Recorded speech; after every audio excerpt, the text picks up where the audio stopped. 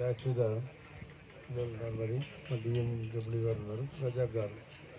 రజాకు బేకు బాగా తెలుసు, ఇష్టమని ఎట్లా నడపాలా, ఏ రకంగా నడపాలి, ఎట్లా చేయాలని. ఆయన వరి అంతా ఏమిటంటే రజాక్ది బెగ్ది అధికారులందరూ చాలామంది ఉన్నారు. 1 మంది 20 మంది 30 మంది 40 మంది అయితే వీళ్ళు ఒక 4,000 మంది అవుతారు. మాకు తిండి తిప్పలు ఎట్లా అంటారు. ఏ అవసరం లేదు, అన్న క్యాంటీన్ లేక ఒక క్యాంటీన్ పెట్టు, 5 రూపాయలకు 10 రూపాయలకు డబ్బు, సొంత డబ్బుతో. ఎందుకంటే ఇష్టమా కాబట్టి జోబు నుంచి ఇష్టమా డబ్బులు ఖర్చు కాకుండా వాళ్ళ సొంత డబ్బుతో ఇస్తారు, ఎవరు నేను అడగరు. ఆయన ఆ ఇబ్బంది ఏమంటే చెప్పనని నేను పెడతాను పోయినా మళ్ళీ 5 రూపాయల క్యాంటీన్ ఇష్టమాలు వాళ్ళు వాలంటరీగా చేసుకుంటారు, పెడతారు. మన అమ్మ చెప్పారు వేరే రైట్. మీరు తిని తిండి కాకుండా వాళ్ళు సపరేట్గా వెజిటేరియన్ అవి చేయి రైట్ పెట్టాయి కదా. మరి చాలా సంతోషం.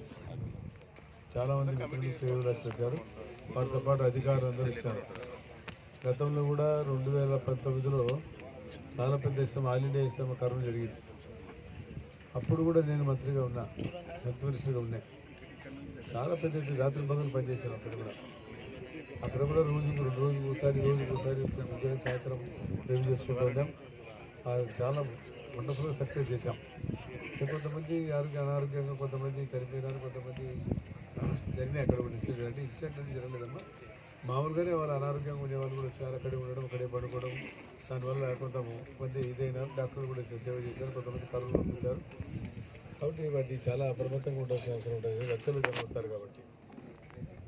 మరి దీని వెనకాల ఎట్లా ఇది ఇష్టమాకు పెట్టాలా అని చెప్పి 7, 8, 9 నాకు చెప్పినాడు రాజా. డబ్బులు అడగాలి నాకు అప్పుడు. అలా నువ్వు మీటింగ్ రావాలా అన్నారు. సరే సంతోషం, ఇష్టమాకు మీటింగ్ రావాలా అని చెప్పి చెప్తాం. కలెక్టర్ గారికి మేము వచ్చినాము. వచ్చిన తర్వాత ఇంత ఖర్చు అవుతుంది అని చెప్పి ఎస్టిమేట్ ఇచ్చాం. 1,25,000 1,25,000 కావాలన్నారు.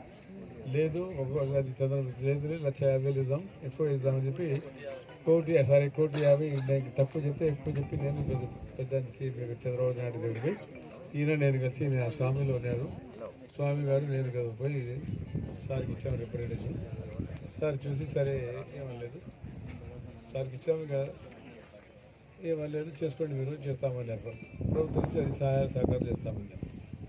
సరే వచ్చిన తర్వాత మరి ఆయన బుడ్డా రాజశేఖర రెడ్డి గారు రాత్రి పగలు నన్ను ఉండనియలే. మేడం నాకు ఫోన్ చేయడం, ఈయన ఫోన్ చేయడం. నాకు మేడం డబ్బులు రాలిస్తే డబ్బులు వస్తే నేను చేస్తాను. ఆయన నా దగ్గర డబ్బులు ఎక్కడ ఉన్నాయి, నేను మీ దగ్గర ఏదైనా ఉంటే అడ్జస్ట్ చేయండి అమ్మని చెప్పాను. కాకపోతే సీఎం దగ్గర నుంచి కూడా రాలే. నేను చేసి ఒకసారి నా డిపార్ట్మెంట్ ఏదైనా ఉన్నాయి తీసి డబ్బులు రీఎంబర్స్మెంట్ చేసుకుంటామని చెప్పి రాసి 150 lakhs ఇస్తామంటే లేదా మళ్ళీ 75 కావాలని మళ్ళీ 25 అంటాడు. 2 కోట్ల రూపాయలు మనం ఇస్తామా చేసుకుంటే ప్రభుత్వం నుంచి 2 కోట్ల రూపాయలు మీకు ఇచ్చి ఇవ్వడం జరిగింది. ఎందుకు ఇవ్వాలా? మీరు ఇస్తామా, మీరు చేసుకోవాల్సిన అవసరం ఉంది, మీరు ఇస్తాం పెట్టుకున్నారు, ప్రభుత్వం ఎందుకు సాయం చేయాలా చెప్పాలి సమాధానం. గతంలో చేసిన 10 కోట్ల పైన అయింది. ఇష్టమైపోయిన తర్వాత అన్ని వదిలేసిపోయినారు, ఎవరు లేరు. ఈయన ఫోన్ చేసినాడు, అన్న అందరు ఎవరు దిక్కు దేశం ఎవరు దగ్గర ఇవన్నీ ఎవరు ఎత్తుకుపోవాలన్నారు. మళ్ళీ నేను కలెక్టర్ ఫోన్ చేసి మళ్ళీ ఒక 40-50 లక్షలు తెప్పించా, 30 lakhs తెప్పించి ఎందుకంటే తీయాలి కదమ్మా, లేబర్ కావాలి కదా, ఎవరు తీయాలా, మళ్ళీ 10 కోట్లు కాకుండా మళ్ళీ ఒక 30 లక్షలు ఇప్పించాం. మా మళ్ళీ గతంలో ఎప్పుడన్నా ఎవరైనా ఇచ్చినారా? ఏ ప్రభుత్వం ఏ దానికి ఇవ్వలేదు. ఇదే కాదండి, మనం కూడా సీఎం గారితో రివ్యూ చేసాం. అది మన క్రిస్మస్ జరిగితే ఐటీ పెట్టామమ్మా, సీఎం గారు వచ్చారు, ఐటీ కూడా బాధ్యతలు ఇచ్చాం. మీకు కూడా నిందాలు కూడా మీకు అదనంగా అందరికి 1,00,000 రూపాయలు ఇచ్చాం. మన కలెక్టర్ గారికి 7 lakhs ఇచ్చాం. అదే నేను నెల్లూరు కాబట్టి వాళ్ళు అడిగినారు, ఆయన ఆనంద్ ఫోన్ చేసి మాకు ఎక్కువ సార్ అన్నారు. సరే వాళ్ళు 4 lakhs ఇచ్చాం, మిగతా జిల్లాలకందరూ 1 lakh ఇచ్చాం. అడిగినారు జిల్లా కలెక్టర్లు, ఏం సార్ మాకంతా అన్యాయం చేశారు మీరు అని చెప్పి. లేదా హైటీ నిందాలు పెడదాం అనుకున్నాం, సార్ ఉంటుందో లేదో వీళ్ళని చెప్పి అనుకున్నాం. కానీ సార్ తల తప్పులు కాదు, మనకు పెద్ద ఎత్తున మనం విజయవాడ పెట్టడం జరిగింది.